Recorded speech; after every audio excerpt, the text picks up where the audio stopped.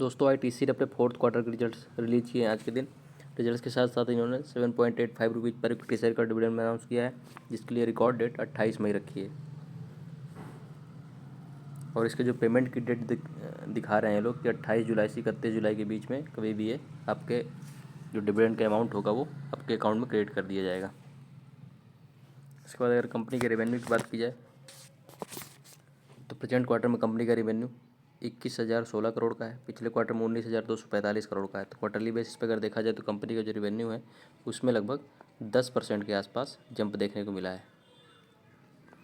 इसको अगर last year same quarter में कंपेयर करें तो वहाँ 20,945 करोड़ का रेवेन्यू था।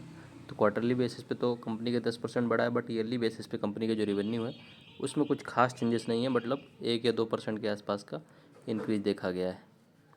इसके बाद अगर कंपनी के एक्सपेंडिचर की बात करें तो 14,278 करोड़ है प्रेजेंट क्वार्टर में। पिछले क्वार्टर में 12,655 करोड़ का था। और लास्ट ईयर अगर देखा जाए तो सेम क्वार्टर में तो 14,413 करोड़ का कंपनी का एक्सपेंडिचर था।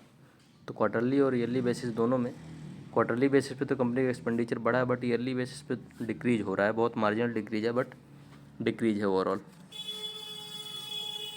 इसके बाद अगर कंपनी के रेवेन्यू और प्रॉफिट के बाद रेवेन्यू और एक्सपेंडिचर के बाद कंपनी का प्रॉफिट आफ्टर टैक्स यानी पैट की बात की जाए तो प्रेजेंट क्वार्टर में कंपनी का प्रॉफिट 19,807 करोड़ का है, जबकि पिछले क्वार्टर में 5,190 करोड़ का था।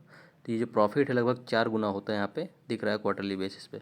और लास्ट ईयर भी कंपनी का सेम क्वार्टर में प्रॉफिट जो था 5,013 करोड़ का था। तो यहाँ ईयरली बेसिस पे और क्वार्टरली बेसिस दोनों में कंपनी के जो प्रॉफिट्स है वो लगभग 4 टाइम्स होते हुए यहाँ पे दिखे हैं। तो उसका सबसे इम्पॉर्टेंट रीज़न जो था इनका 15,000 के आसपास का रेवेन्यू जनरेशन जो है एक्सेप्शनल आइटम से हुआ है।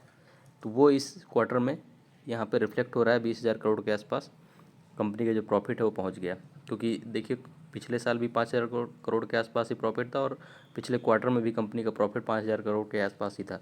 तो इस क्वार्टर में भी कंपनी का प्रॉफिट 5,000 करोड़ के आसपास ही है, बट एक्सेप्शनल आइटम जो है उससे इनका प्रॉफिट जनरेशन जो है 15,000 करोड़ के आसपास हो गया, जो ऐड हो गया। इसकी वजह से कंपनी का जो प्रॉफिट है लगभग 4 गुना हो गए हैं क्वार्टरली और ईयरली बेसिस पे। इसके बाद अगर कंपनी के अर्निंग्स पर शेयर ईपीएस की बात करें तो प्रेजेंट क्वार्टर में 4.05 का है, पिछले क्वार्टर में 3.96 का था और लास्ट ईयर सेम क्वार्टर में 3.79 का था। देखिए ईपीएस में वो चीज़ रिफ्लेक्ट हो रही है जो कंपनी ने प्रॉफिट जनरेट किए हैं रियल बेसिस पे। एक्सेप्शनल आइटम्स को अगर हटा दिया जाए तो जो क्वार्टरली और ईयरली बेसिस में ईपीएस में इंक्रीज देखने को मिल रहा है, उसी मार्जिन से कंपनी के प्रॉफिट्स रियल टर्म्स में इंक्रीज होते हुए दिखे हैं। इसके बाद अगर कंपनी के सेगमेंट रेवेन्यू की बात करें तो एफएमसी, क्योंकि ये एफएमसीजी कंपनी है तो काफ़ी डाइवर्सिफाइड इनका पोर्टफोलियो है। तो सिगरेट बिजनेस से इनका जो, क्योंकि आईटीसी एक इंडियन टोबैको कंपनी, इसका फुल फॉर्म ही सिगरेट्स मैन्युफैक्चरिंग और टोबैको सेलिंग करना है। तो सिगरेट मैन्युफैक्चरिंग से इनका जो रेवेन्यू जनरेशन 9,228 करोड़ का है प्रेजेंट क्वार्टर में। अदर एफएमसीजी प्रोडक्ट्स से इनका रेवेन्यू जनरेशन 5,503 करोड़ का है। तो टोटल एफएमसीजी से जो रेवेन्यू जनरेशन है वो 14,731 करोड़ के आसपास इस क्वार्टर में जनरेट किया है।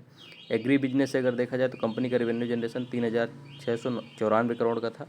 पेपर बोर्ड्स, पेपर पैकेजिंग, जैसे आईटीसी के आपने कॉपीज़ भी देखी होंगी, बुक्स भी देखी होंगी, तो ये सब भी इनके प्रोडक्ट्स में शामिल रहता है। तो उससे इनका जो प्रोडक्ट्स रेवेन्यू जनरेशन है 2,188 करोड़ के आसपास का इस क्वार्टर में हुआ है।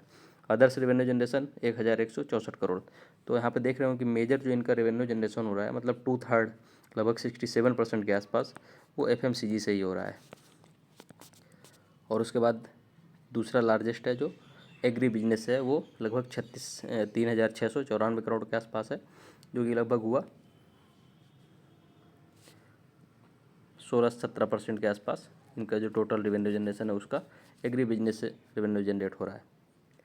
इसके बाद लास्ट में अगर कंपनी की शेयर होल्डिंग पैटर्न की बात करें तो कंपनी की जो एफआईआई की शेयर होल्डिंग है वो यहाँ पे डिक्रीज होते हुए दिखी क्वार्टरली बेसिस पे। पिछले क्वार्टर में 40.17 की थी, अभी डिक्रीज होकर 39.87% रह गई है। डीआईएच की अगर शेयर होल्डिंग देखें तो पिछले क्वार्टर कंपैरिजन में यहाँ पे इंक्रीज देखने को मिल रहा है। पिछले क्वार्टर में डीआईएच की शेयर होल्डिंग 44.91% की थी, अभी इंक्रीज होकर 45.19% हो गई है। तो डीआईएच की शेयर होल्डिंग डिक्रीज हुई है, बट एफआईआई तो डीआईएच की शेयर होल्डिंग इंक्रीज हुई है, बट एफआईआई की शेयर होल्डिंग यहाँ पर डिक्रीज हुई है। गवर्नमेंट की शेयर होल्डिंग कॉन्स्टेंट है 0.04% पे। तो ये ओवरऑल कंपनी के रिजल्ट्स रहे। इन्होंने 7.85 रुपीज़ पर इक्विटी शेयर का डिविडेंड अनाउंस किया है, एक पॉजिटिव चीज़ रही इन्वेस्टर्स के लिए। उसके बाद कंपनी के जो प्रॉफिट्स हैं वो लगभग 4 गुना होते हुए यहाँ पे दिखे हैं क्वार्टरली और ईयरली दोनों बेसिस पे। ये एक चीज़ कंपनी के जिन इन्वेस्टर्स हैं उनके लिए पॉजिटिव रहा। तो काफ़ी अच्छे रिजल्ट्स माने जाएंगे, भले ही जो प्रॉफिट का इतना अच्छा जंप देखा गया है वो एक्सेप्शनल आइटम्स की वजह से, बट ओवरऑल कंपनी के फाइनेंशियल्स भी अच्छे रहे और डिविडेंड का जो अमाउंट है वो भी काफ़ी अच्छा है।